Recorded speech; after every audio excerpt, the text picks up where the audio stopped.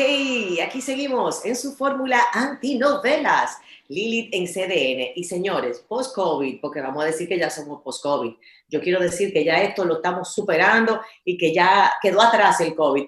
Y la pura verdad que sí, que tenemos que irnos montando en esta desescalada, en este desmonte. Y qué bueno que la arquitecta Jermis Peña, mírenla ahí, preciosísima Jermis, hello, hello, viene a hablarnos de espacios laborales post-COVID y de verdad Jermis también tiene muchísima información sobre lo que está pasando a nivel de protocolos para poder dar cita nueva vez, Jermis, a grupos de personas, que es el gran desafío post-COVID. Bienvenida, gracias por estar aquí. Pues ya todos hemos vivido esta experiencia de quédate en casa desde el mes de marzo y nos encontramos ahora en el proceso de reintegrarnos al new normal, a esa nueva normalidad que debemos enfrentar. Y para esto es necesario hacer esas adecuaciones en nuestros espacios laborales y de negocios, tomando en consideración que salvaguardemos no solamente a nuestros colaboradores, sino también nuestros clientes, para que toda esa apertura pues pueda llevar cada etapa a irse integrando hasta llegar al 100%. Hemos desarrollado una guía basándonos en el American Institute of Architects, del que somos miembros, para darle esa mano amiga a las empresas y a los negocios en este momento y que sepan cómo tomar decisiones en sus espacios físicos. Fíjate una cosa, Jenny, es que lo que hemos visto, digamos, de otros países que ya, digamos, nos llevan cierta ventaja, ya han vivido la experiencia más a fondo y ya han superado algunas etapas del proceso que aún nosotros no.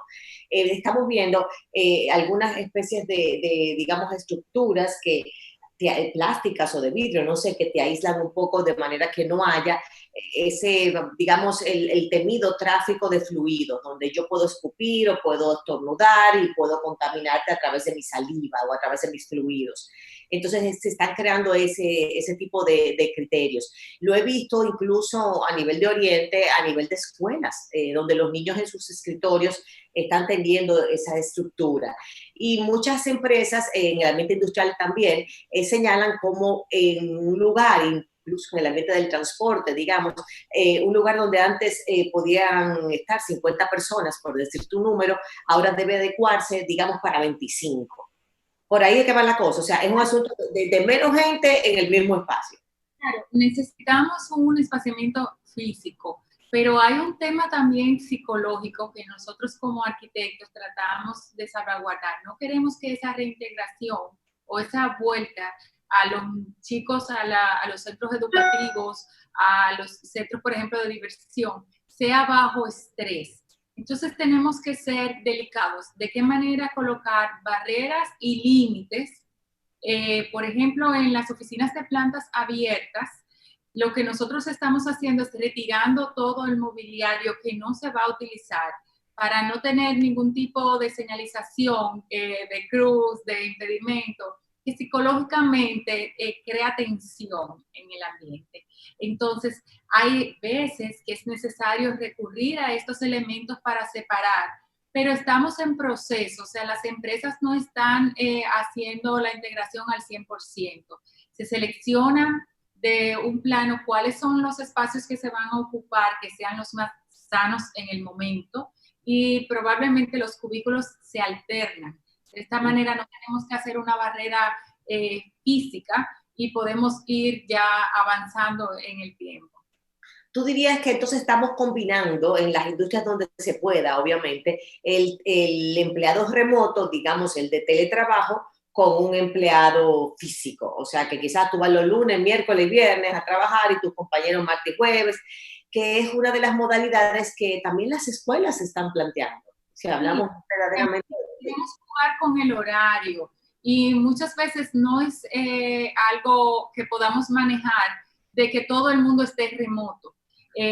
Nosotros en las empresas que hemos trabajado, pues se han desarrollado protocolos y se hace muy importante tener las reglas de juego claro en este momento, porque son protocolos nuevos que antes no sabíamos qué hacer si alguien se enferma, qué hacer si alguien está en recuperación, cuáles posiciones se pueden quedar trabajando remotamente permanente, cuáles temporales, para no crear falsas expectativas y jugar con los horarios, quizás tandas de la mañana, tandas de la tarde, asimismo como tú dices, con la parte de los días.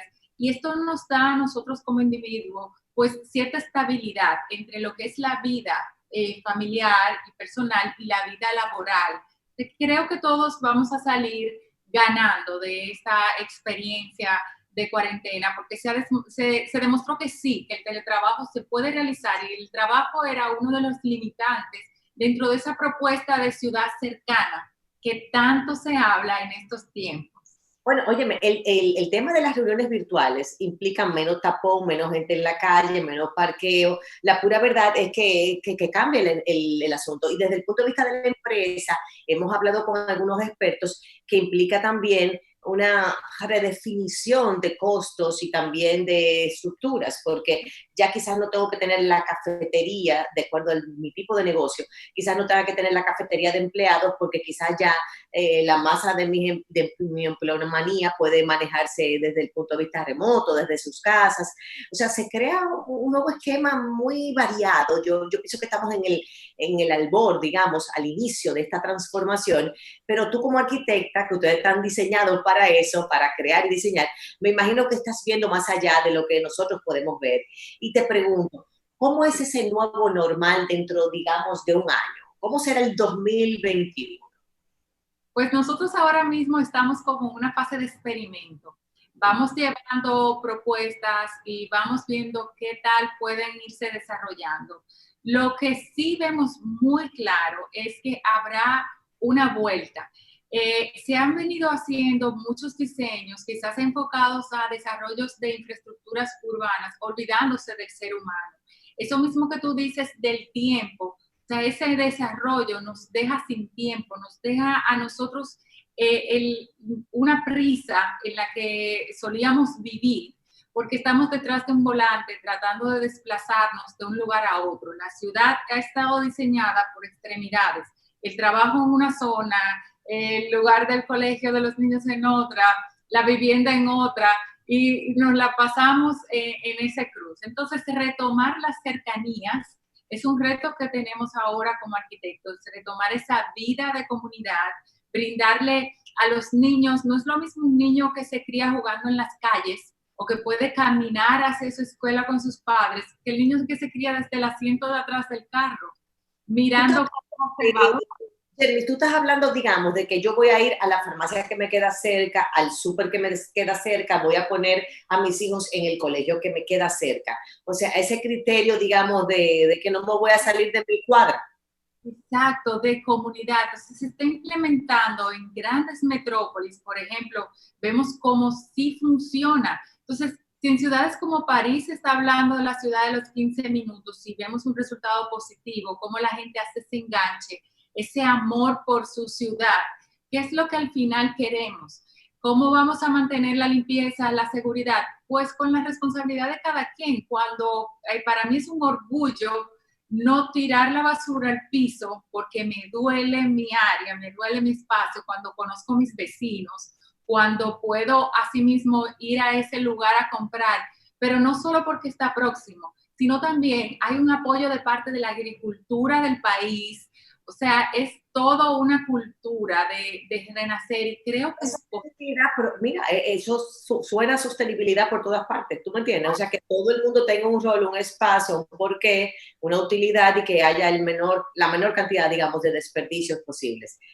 O sea, que seamos eficientes. A mí me encanta, te lo digo, es una utopía en cierta forma, pero a mí me fascina, literalmente me encanta. Y pienso... Se puede llevar, ¿eh? O sea, no es tan utópica, pero necesita de la comunidad, no es algo que puede hacer el gobierno tampoco. ¿Sabes lo que ha pasado, Jervis? Que la mayoría de las personas se han desarrollado pensando que el crecimiento viene de afuera hacia adentro. Y post-COVID, tú como diseñadora lo sabrás, se ha cambiado el rol, se ha cambiado el esquema, se ha cambiado las reglas del juego.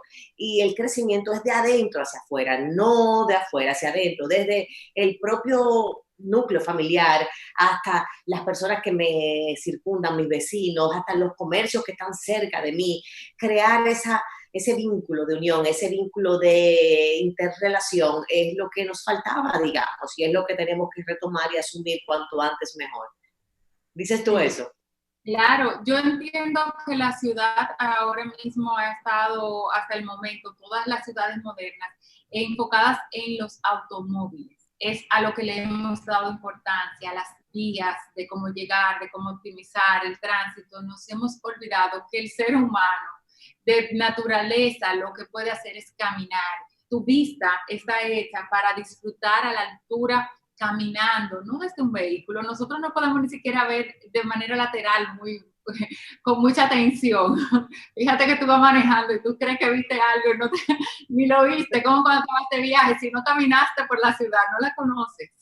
Entonces es momento de retomar todo eso, retomar nuestra esencia, y también pensar en la calidad de las edificaciones que estamos construyendo, hacia dónde van orientadas. Son edificaciones que van a durar ahí 30, 40 años. O sea, el tema sostenible es sumamente importante y ahora más.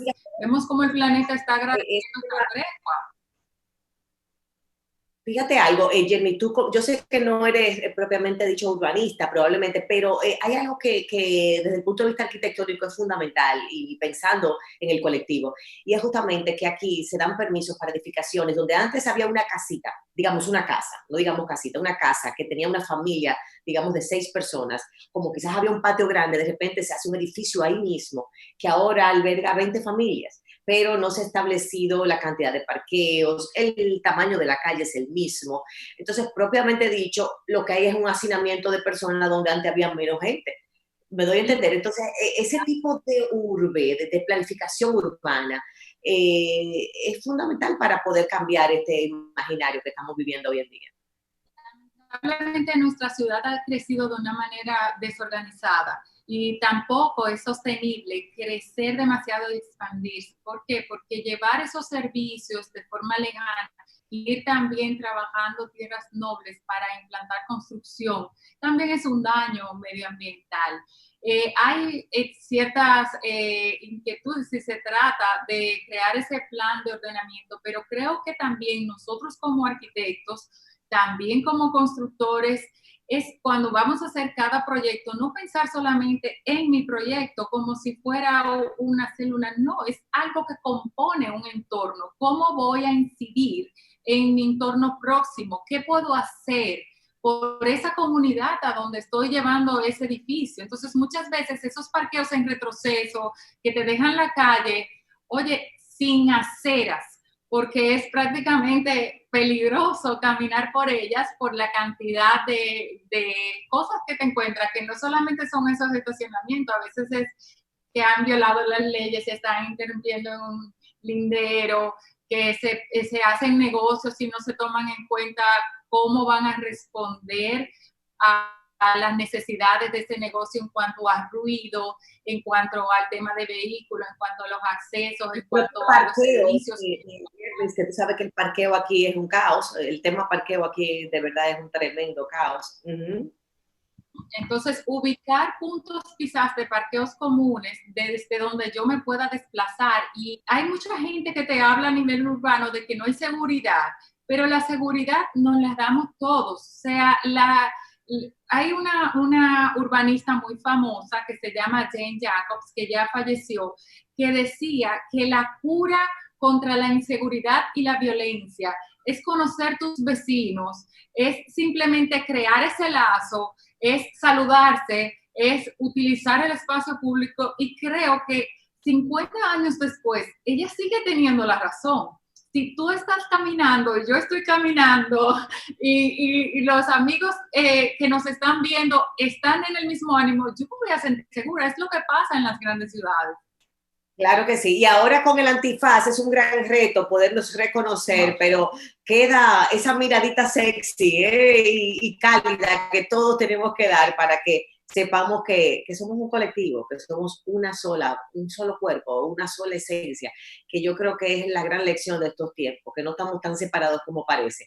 Caramba, Jermis, yo he disfrutado muchísimo, tremenda arquitecta. Muchísimas gracias a Jermis Peña por este tema tan interesante, espacios laborales post-COVID-19, que verdaderamente, bueno, es la panacea, eso es lo que nos toca.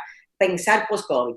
Gracias, Jermis. Vamos a una pausa y regresamos con más de su contenido. Ahora recibimos a Madeline Martínez, quien nos va a contar más de cerca todos esos aspectos lindos de su vida. Madeline es tremenda ejecutiva, muy querida en el ambiente mercadológico, publicitario, y la verdad que fue una trayectoria muy interesante, ya ustedes verán.